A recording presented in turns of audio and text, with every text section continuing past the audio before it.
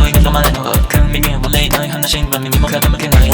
そんなもんそんな何気になる状況そんな文庫このしかじ全部が気持ちただ私ないんです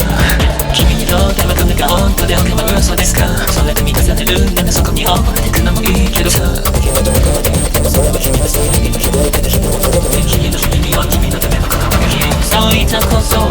わきまえられないのにいつの間にか周りの言葉が誰かの物語に置き換わって事実も死んでしまったんだ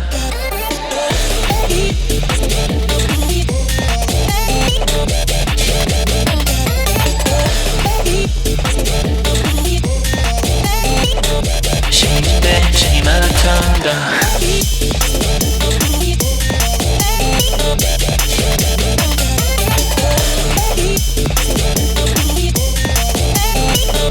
死んでしまったんだ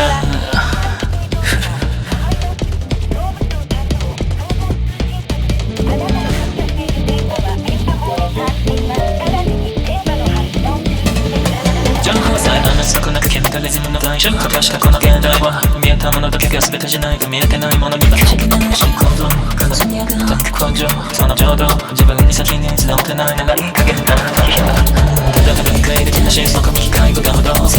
つながったその先を正義心やしとしこの差はその分野にせ離れた想像しに気づかないまま考えたつもりになったがいつらしくこの国をかましていたもしも公務員の感情やどこでもないところからの中身に本当に僕らが触れられたのならどんなに良かったでしょうか技術としての境界線が曖昧になっていくその上でできた解像度の低い面からエンターテインメントとして消費されているクオリアの質性が情報の質対称性がその隙間を埋める想像と性格が私とあなたの間をねじ込んでいくそういったものが日常の生活や公共の現在いろいろなところに溶け込んで今日も邪魔をしているそういったこと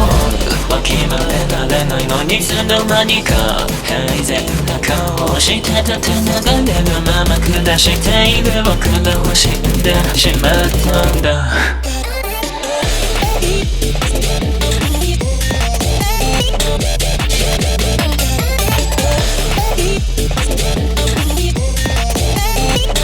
死んでしまっ